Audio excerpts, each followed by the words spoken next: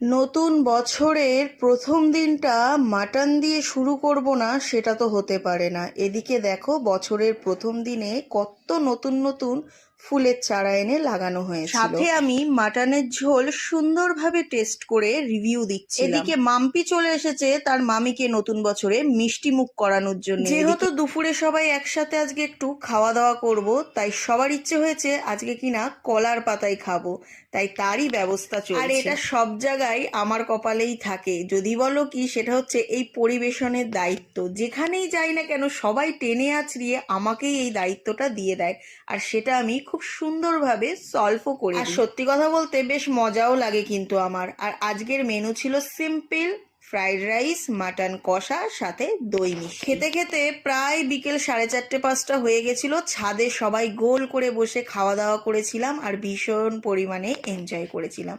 সবার নতুন বছর খুব ভালো কাটে।